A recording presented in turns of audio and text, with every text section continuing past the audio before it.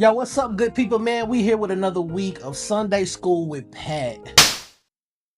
Yo, man, today we're gonna jump into the book of Corinthians, First Corinthians. Now, I gotta give y'all a little cultural context on where we are. So the book of First Corinthians is a letter written by the Apostle Paul to the Church of Corinth. The Church of Corinth is a church that the Apostle Paul started. He helped found and he helped build them up. Now, at the time, y'all, believing in Christ was a new thing. It wasn't a norm. It wasn't a cultural norm. I think now we're in a space where, we're used to seeing Christians. Christians are everywhere and we run into them all the time. In that particular time, they were just starting to, build and figure out how to do these things. So Paul was writing letters to kind of help the churches that he founded to be able to function correctly, right? So Corinth is a place that is booming, y'all. There's a lot of talent there. There is a lot of wealth opportunities there. Very, very educated people. It's like the land of opportunity. It definitely could be compared to what we know America to be right now. Now, with that being said, there's also a lot of things going on where there's a lot of like idol worship. There's a lot of paganism in the spaces. There are still fights between the Pharisees and the Sadducees and not necessarily still believing that Christ is who he is. So Paul is writing this letter. Now, he's writing this letter to both Jews and Gentiles, right? Because what we have here is Jews that now believe in Christ, who was once under what they knew to be true in their religious system. And then we have Gentiles who also believe in Christ. And so there's this cluster of things going on, right? And so Paul is writing this letter to Corinth. He wants to help them in areas where they're falling astray, and then he wants to kind of educate just so that there could be a little more unity and different things of that sort. In the beginning of First Corinthians, Paul is correcting the fact that people are saying, well, I follow Paul, I follow Apollos. Paul is saying, no, just follow God. Man, we're going to look at chapter 7. I want to look at verses 17. I was reading this and it really stood out to me because in chapter 7, right at verse 17, Paul begins to speak to this group. And remember, I'm saying that these are Jews and Gentiles, right?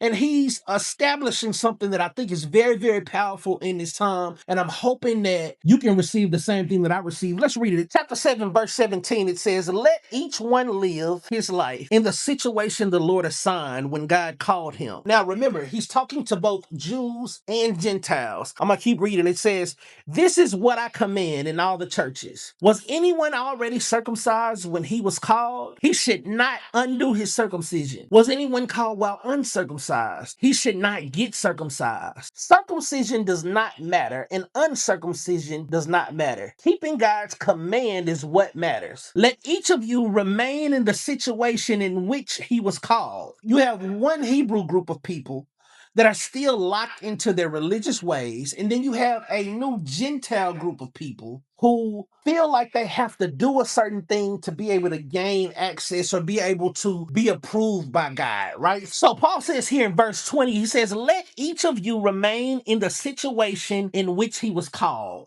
Y'all, this is so powerful because I think a lot of times those of us that have been brought up in church, we have the church culture embedded in us. When God gives us a call, we automatically associate the call to a position within the church. And I feel like this is where certain people mess up because the reality is not everybody is going to be a pastor. Not everybody is going to be the worship leader. Not everybody is going to work specifically in the church. Paul is saying, all of y'all stay doing what you're doing, but do it with God. Matter of fact, let's go down to verse 24. It says, brothers and sisters, each person is to remain with God in the situation in which he was called. If I was called and I am now working in a secular system, maybe it might not be the time for you to move from that space, because what if you are the only individual for those people? So the objective here is for everybody to come to God, right? And so there are some people that will never, ever, ever, ever step foot in the church.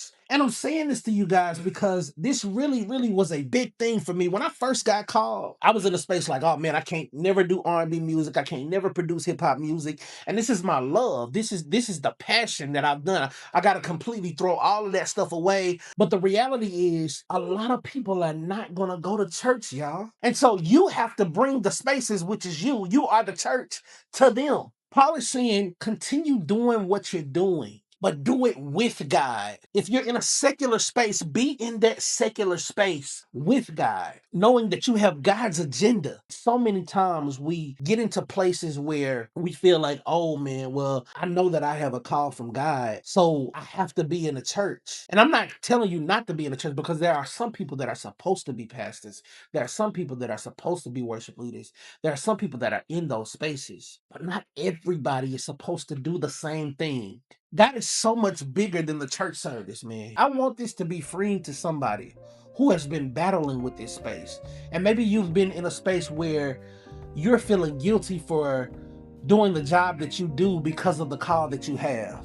It is okay. God specifically designed the position that you're in for you to be in it, because you are that bridge. Now, does this require discipline? Yes. Does this mean that you have to be able to deny yourself in certain times? Yes, it means that.